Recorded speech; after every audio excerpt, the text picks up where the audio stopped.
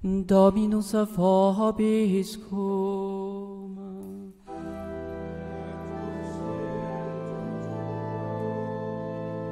Sequentia sancti Evangelii secundum Ioannem.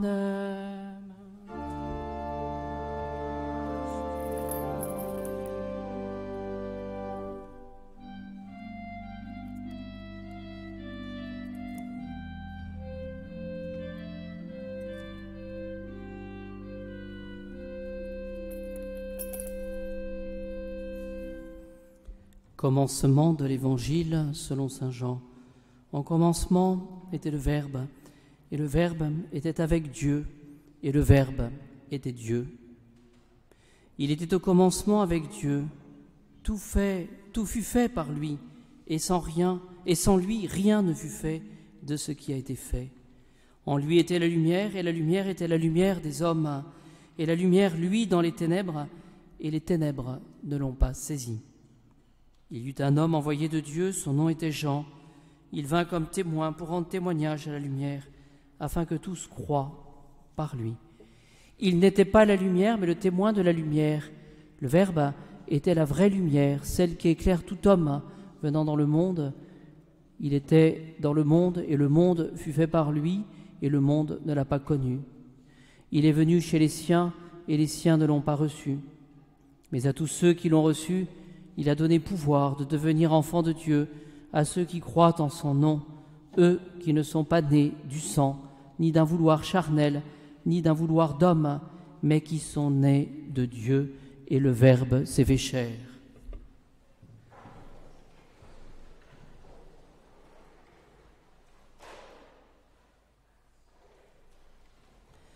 Et le Verbe s'est fait chair, il a demeuré parmi nous, et nous avons vu sa gloire, la gloire qu'il tient de son Père, comme un Fils unique, plein de grâce et de vérité.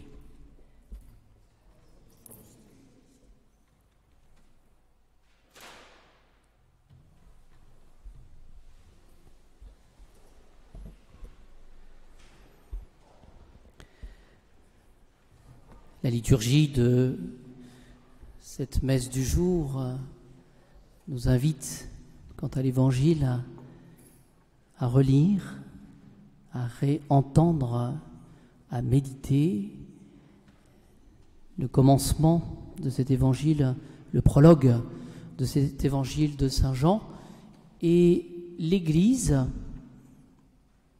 dans la célébration de la messe, la liturgie de la messe, nous invite, après chaque messe, à reméditer, à réécouter, réentendre ce prologue de saint Jean, car il nous donne cette venue du Christ ici en ce monde, le mystère de l'incarnation. Il est venu chez les siens et les siens ne l'ont pas reçu.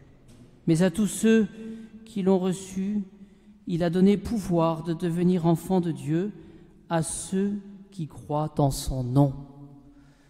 Bien, chers amis, en ce jour de Noël, essayons de prolonger notre contemplation pour reprendre les paroles de saint Jean Eudes, en considérant la naissance, la génération éternelle du Fils de Dieu et sa génération temporelle dans l'histoire.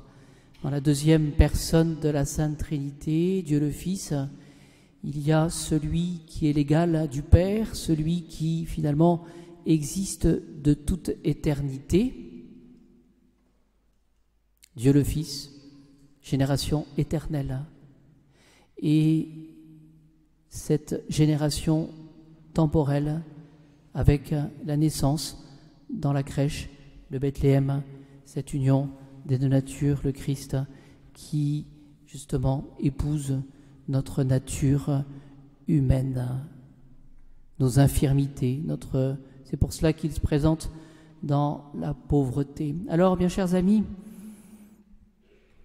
il s'agit ce soir bien de contempler le Verbe incarné à Bethléem et de considérer que au-dessus des sens, il s'agit de nous élever, c'est-à-dire finalement de dépasser ce que nous voyons avec les yeux de notre corps, les yeux de la chair, où nous voyons somme toute un petit enfant, peut-être comme les autres, mais pour ne regarder que les yeux de la foi. En contemplant la crèche, nous sommes invités à contempler, à adorer l'enfant Dieu. C'est ce que font les bergers. Ce matin, nous avions la messe de l'aurore et les bergers sont arrivés, se sont prosternés. C'est ce qu'ont vont faire les rois mages autour de Saint-Joseph et de Notre-Dame. Et donc, finalement, ces yeux de la foi nous invitent à participer à la connaissance que les personnes divines ont l'une de l'autre ou l'une pour l'autre. C'est-à-dire que finalement, par les yeux de la foi, nous réalisons notre vocation d'enfant de Dieu. Et pour mieux comprendre les choses, nous pouvons faire de notre vie, des événements de notre vie, des circonstances de notre vie, nous pouvons faire une lecture littérale, une lecture humaine, avec les joies, les peines, les épreuves, les difficultés, les moments en famille, les moments de solitude. Mais ce serait largement insuffisant puisque finalement, par notre intelligence et notre cœur et notre vocation à tous, nous sommes invités à contempler, bien sûr, le Christ avec les yeux de la foi, mais je vous invite ce soir à contempler d'une certaine manière notre vie. Pourquoi le Seigneur permet-il telle joie? Pourquoi le Seigneur permet-il telle épreuve? La croix. Et donc il s'agit, pour reprendre ce que disent les théologiens, de participer à la connaissance que les personnes divines ont l'une de l'autre ou l'une pour l'autre. C'est-à-dire que finalement, par la foi, nous sommes invités à participer, comprenons, goûter, toucher à la grâce sanctifiante, c'est-à-dire cette grâce, ce don de Dieu, le don que Dieu fait de sa propre vie. Il vient dans la crèche et c'est pour nous, il vient comme sauveur, mais il s'agit de la grâce sanctifiante, c'est-à-dire finalement celle qui nous rend saints, parce que c'est là notre vocation depuis notre baptême, depuis cette réception des sacrements, le sacrement de la confession, le sacrement de la pénitence et le sacrement de l'Eucharistie. Voyez qu'il y a un ordre dans les choses. C'est la sainteté puisque le Christ lui-même est saint. Et donc nous sommes invités à avoir ce soir une foi vive, ou pour dire les choses autrement, vivante et parfaite. Soyez parfaits comme votre Père Céleste est parfait, c'est notre vocation. C'est ce que dit Jésus en Saint Matthieu au chapitre 5. Si vous ne saluez que ceux qui vous saluent, si vous n'aimez que ceux qui vous aiment, quel mérite avez-vous? Il s'agit de réaliser aujourd'hui, ce soir, avec Jésus Sauveur, eh bien, quelle est cette perfection à laquelle nous sommes appelés. Et il me semble que cette finalité de la perfection nous permet de reconsidérer finalement notre vie. Pourquoi ces événements? Pourquoi telle croix? Pourquoi telle rencontre pour préparer le ciel? Il ne s'agit pas, disent les théologiens, de nous arrêter à l'écorce du mystère, mais il s'agit par la foi d'entrer dans le mystère, non pas pour le dévoiler totalement, ça ne serait plus un mystère, mais afin d'y participer. Et justement, le mystère de Noël nous invite justement à goûter, à participer la vie même de Dieu. Alors, nous passons par l'humanité pour pénétrer jusqu'à la divinité. Comment comprendre cela? Eh bien, si nous avons à considérer, ne serait-ce que déjà, le mystère de notre humanité, à travers l'humanité du Christ, ça n'est pas pour rester justement à un niveau horizontal, mais pour justement comprendre quelle est l'action de Dieu dans notre cœur, dans notre âme. Seigneur, me voici. Ce sont ces paroles que nous pouvons prononcer ce soir à la suite du Christ Jésus. Seigneur, me voici, je suis là. Alors comprenons que la foi vivifie l'âme, lui donne la véritable vie.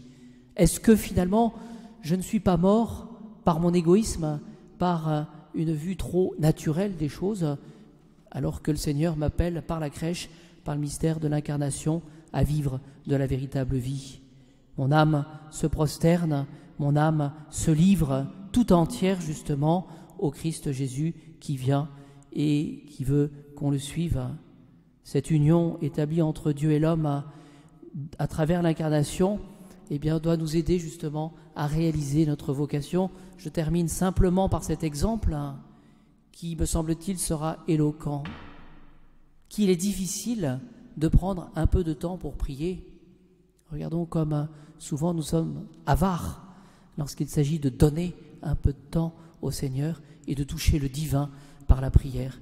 Mais si justement, par le mystère de l'incarnation, nous comprenons qu'il y a cette union entre la nature et la surnature, et que nous sommes appelés justement à la contemplation, notre prière, eh bien nous pouvons l'inaugurer non pas tout seul, non pas avec nos propres forces, mais tout simplement en continuant, en poursuivant, en nous unissant à la prière du Christ. Lorsque je souffre, eh bien je peux offrir mes souffrances, non pas tout seul, je n'y arriverai pas, mais en offrant mes croix avec la seule et unique croix, celle du Christ, et en portant ma croix, je poursuis celle et je porte celle que le Christ a portée. Bien, chers amis, je conclus avec cela. Notre vocation, c'est le ciel, et le mystère de l'incarnation nous en donne le moyen par Jésus le Christ. Alors, ne nous trompons pas, ne nous trompons plus de finalité. Cessons de vivre pour nous-mêmes, cessons de vivre de manière trop humaine, trop matérialiste peut-être, pour laisser un peu plus de place à la prière, à la contemplation, à cette vie dans le ciel, cette vie divine, cette vie de la grâce sanctifiante, celle qui opère la sainteté en nous.